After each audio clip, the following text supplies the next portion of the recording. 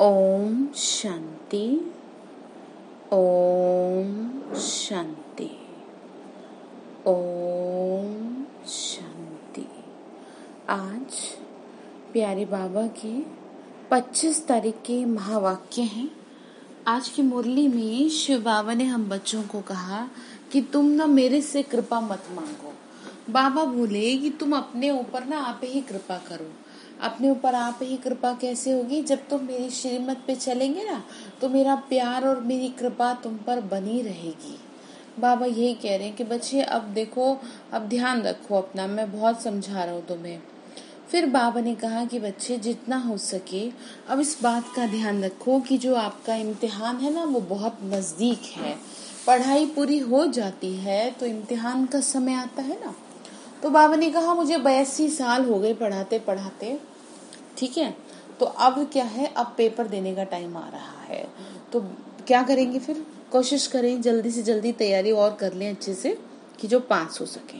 ठीक है, तो चलिए सुनते हैं बाबा के महावाक्य। बाबा ने आज कहा, मीठे बच्चे अपने ऊपर आप ही कृपा करनी है। पढ़ाई में गैलप कर कोई भी विक्रम करके अपना रजिस्टर खराब नहीं करो। ठीक है, बाबा ने क्या कहा? अपना रजिस्टर खराब मत करो। प्रश्न बाबा ने पूछा, इस ऊंची पढ़ाई में पास होने के लिए मुख्य शिक्षा कौन सी मिलती है? उसके लिए किस बात पर विशेष अटेंशन देना है? आंसर है, इस पढ़ाई में पास होना है तो आंखें बहुत बहुत पवित्र होनी चाहिए। बाबा ने बता दी बात। बच्चे आंखों पे बड़ा ध्यान दो, पाप करा देंगी, पता भी नहीं चलेगा।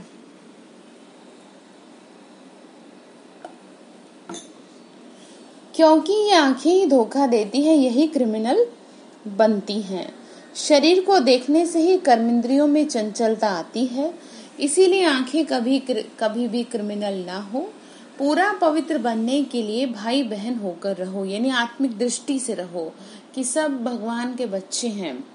याद की यात्रा पर पूरा पूरा अटेंशन दो। बाबा ने कहा याद करने पे जोर दो। गीत है, धीरज धर मनुआ धीरज धर, तेरे सुख के दिन आएगी आए। ओम शांति। किसने कहा? ये बेहद के बाप ने बच्चों से कहा। जैसे कोई मनुष्य बीमारी में होता है तो उनको आथत दिया जाता है, यानी धीरज दिया जाता है कि धीरज धरो, तुम्हारे सब दुख दूर हो जाएंगे। उनको खुशी में लाने के लिए ऐसे आथत यानी धीरज दिया जाता है कि सब्र रखो। अब वह तो है हद की बातें, वो तो क्या है, हद की बातें हैं। बाबा ने कहा ये है बेहद की बात। यहाँ पे बाबा कह रहे हैं बच्चे अब दिन बदलने वाले हैं। इनके कितने ढेर बच्चे होंगे, सबको दुख से छुड़ाना है, ये भी तुम बच्चे ही जानते हो, तुमको भूलना नहीं चाहिए। बाबा ने क्या कहा? तुमको भूलना नहीं चाहिए। बाप आए हैं सर्व की सदगति करने। सर्व का सदगति दाता है तो इसका मतलब सब दुर्गति में है। सारी दुनिया के मनुष्य मात्र, उनमें भी खास भारत आम दुनिया को कहा जाता है। खास तुम सुखधाम में जाएंगे, बाकी सब शांति धाम में चले जाएंगे। बुद्धि में आता है बरोबर हम सुखधाम में थे और धर्म वाले शांति धाम में थे। बाबा ने कहा तुम समझ रहे हो ना कि सब आत्माएं पहले कहाँ थी? परम धाम में थी, तुम सुख धाम में थे। ठीक है ना, तुम भी वहां से होके जा रहे हो, क्योंकि घर तो आत्माओं का परम धाम ही है ना। और कर्मानुसार स्वर्ग में रहना होगा, जिसके जैसे कर्म होंगे एंट्री तभी मिल पाएगी सही तरीके से। बाबा ने कहा भारत को सुखधाम बनाया था तो एडवर्टाइजमेंट भी ऐसी करनी चाहिए। समझाना है, हर 5000 वर्ष के बाद निराकार शिव बाबा आते हैं। वह सभी का बाप है, बाकी सब ब्रदर्स हैं। ब्रदर्स ही पुरुषार्थ करते हैं फादर से वर्षा लेने का। बाबा ने क्या कहा?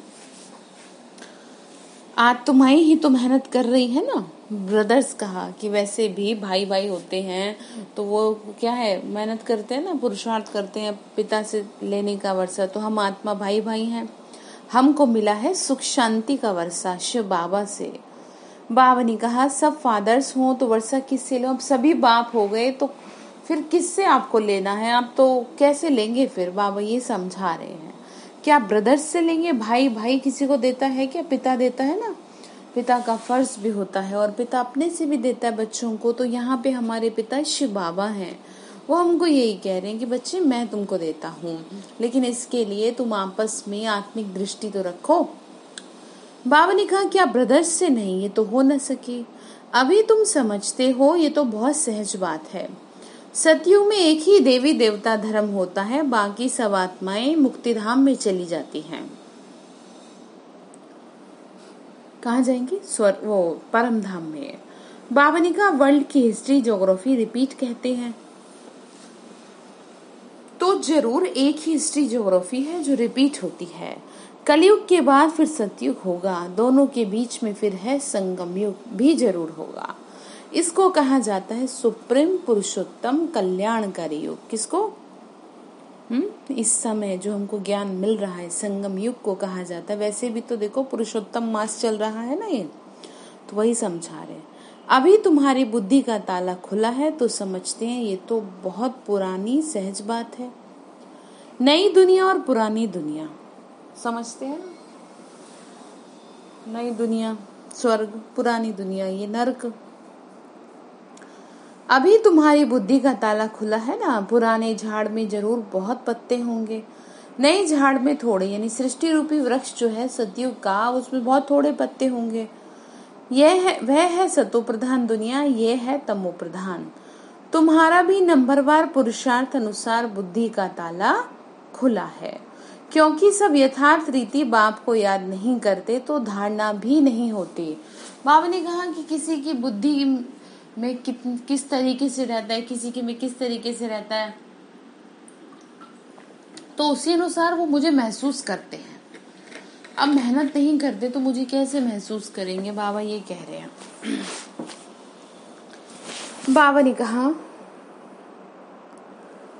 बाबा तो मेहनत कराते हैं परंतु तकदीर में नहीं है, तो ड्रामानुसार जो अच्छी रीति पढ़ेंगे पढ़ाएंगे बाप के मददगार बनेंगे, हर हालत में उच्च पद वही पाएंगे। स्कूल में स्टूडेंट भी समझते हैं हम कितने मार्क्स से पास होंगे, तीव्र वेग जोर से मेहनत करते हैं। ट्यूशन के लिए टीचर भी रखते हैं कि कैसे भी करके बस पास हो जावे।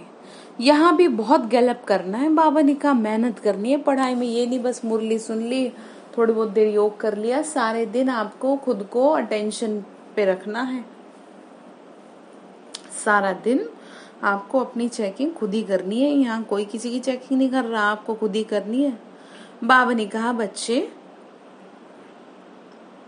अपने ऊपर आप ही कृपा करनी है। बाबा से अगर कोई पूछे अब शरीर छूटे तो इस हालत में क्या पद पाएंगे, तो बाबा झट बताएंगे। ये तो बहुत सहज बात है समझने की। बाबा ने कहा जैसे हद के स्टूडेंट समझते हैं ना कि भाई पढ़ाई की है कैसी, तो उसी हिसाब से पास होंगे। बेहद के स्टूडेंट भी समझ सकते हैं, बुद्धि से समझ सकते हैं।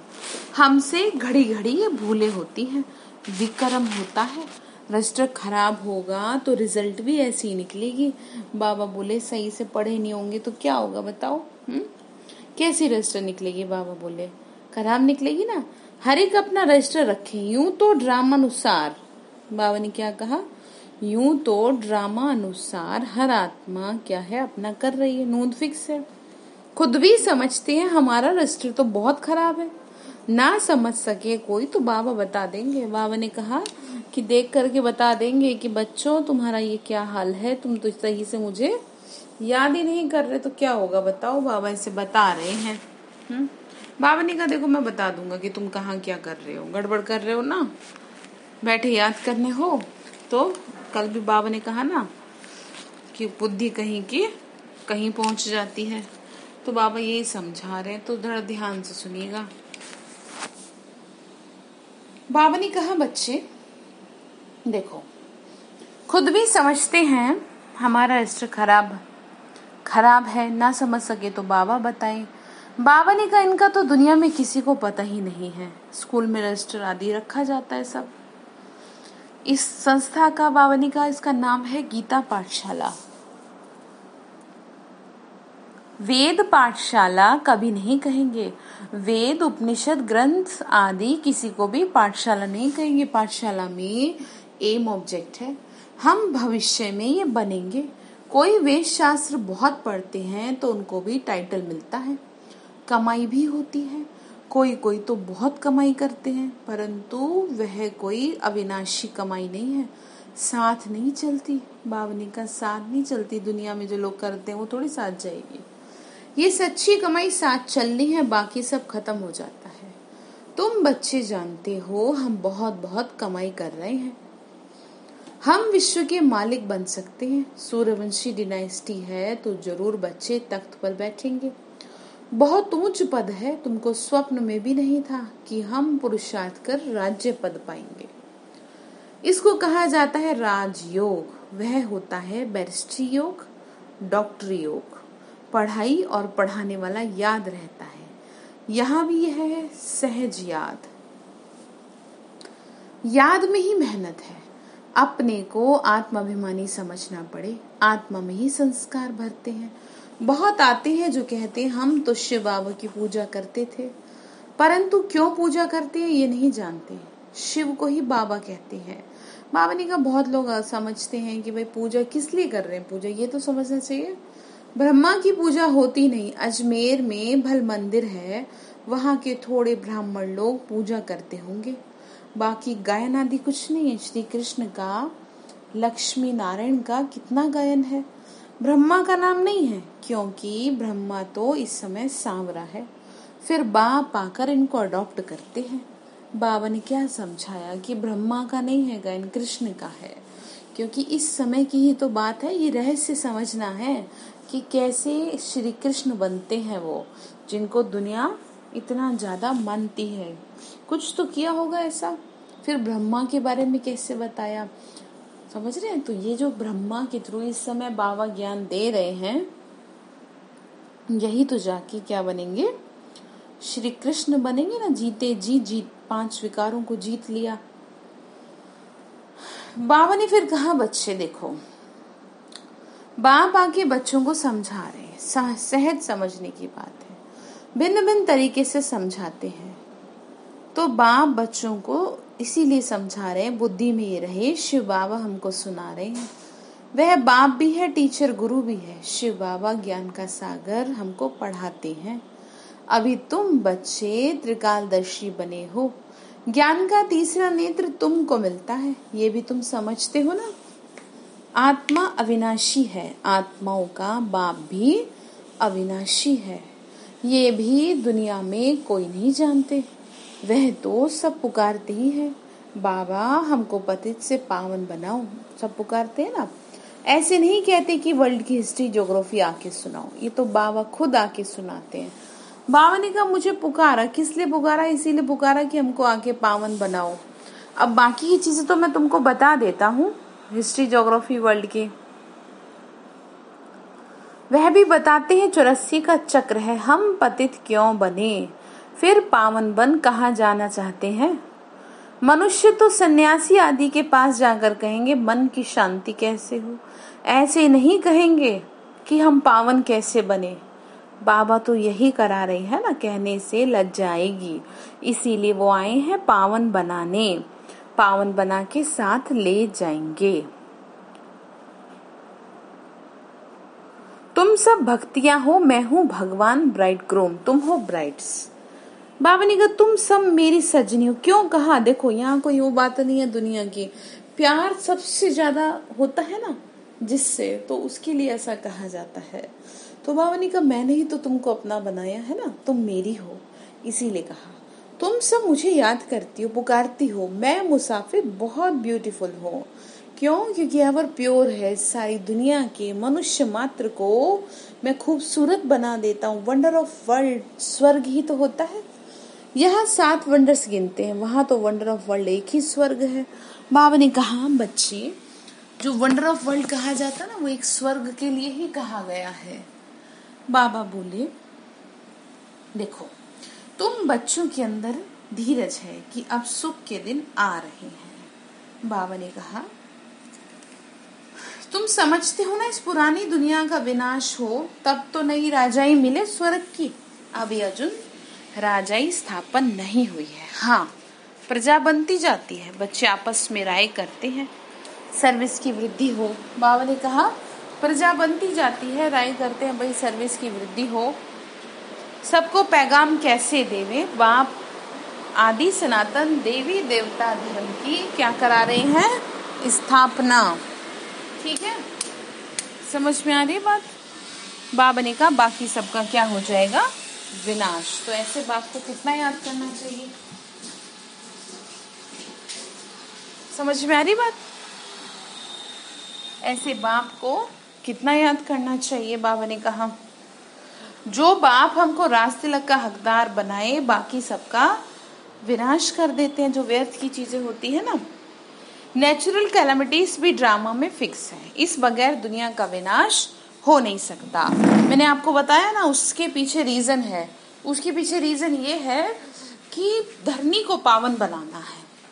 क्या कहा, धरनी को पावन बनाना है, इसलिए ऐसा कहा गया। ऐसा होता है कि सृष्टि को इस तरीके से साफ करना पड़ता है। बाबा बोले, बाबा कहते हैं अभी देखो बच्चे तुम्हारा इम्तिहान बहुत नजदीक है। बाबा ने क्या कहा, अभी इम्तिहान बहुत नजदीक है तुम्हारा। मृत्यु लोक से अमरलोक में ट्रांसफर होना है। जितना अच्छी रीति पढ़ेंगे पढ़ाएंगे उतना क्या होगा, ऊंच पद पाएंगे। बाबा बोले बच्चे देखो पुरुषार्थ करना चाहिए तुमको। किस चीज के लिए, कि ऊंच पद पाए। ऊंच पद के लिए चैरिटी बिगिंस एट होम। बाबा ने कहा शुरुआत कहाँ से करनी है, शुरुआत करेंगे अपने घर परिवार से, जिससे कि क्या हो, सबसे पहले घर वालों का कल्याण हो, वो सुखी हो ना, तभी तो कहा जाएगा ना कि आपने कुछ किया। यानी कि उनके कल्याण की भावना रखनी है आपको। बाबा बोले बच्चे चैरिटी बिगिंस एट होम ये कायदा है, पहले मित्र संबंधी बिरादरी वाले ही आएंगे, पीछे पब्लिक आती है। शुरू में ऐसे हुआ, आहिस्ता आहिस्ता वृद्धि हुई। फिर बच्चों के लिए, बच्चों के रहने के लिए बड़ा मकान बना जिसको ओमनिवास कहते थे। बच्चे आके पढ़ने लगे। ये सब ड्रामा में फिक्स था बाबा ने कहा, जो फिर रिपीट होगा। इसमें कोई बदल थोड़े ही सकते हैं। ये पढ़ाई कितनी उच्च है, याद की यात्रा ही मुख्य है। फिर बाबा ने आगे टॉपिक चेंज किया कि बच्चे देखो सबसे ज्यादा जो धोखा देती है ना,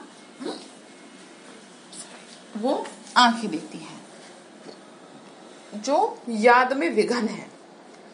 आंखें क्रिमिनल बनती हैं तब शरीर की कर्मेंद्रियां चंचल होती हैं। कोई अच्छी बच्ची को देखते हैं तो बस उसमें फंस पड़ते हैं। ऐसे बहुत दुनिया में केस होते हैं। गुरु की भी क्रिमिनलाई हो जाती है। यहाँ बाबा समझाते हैं क्रिमिनलाई बिल्कुल नहीं होनी चाहिए। भाई बहन होकर रहेंगे तब पवित्र रह सकेंगे।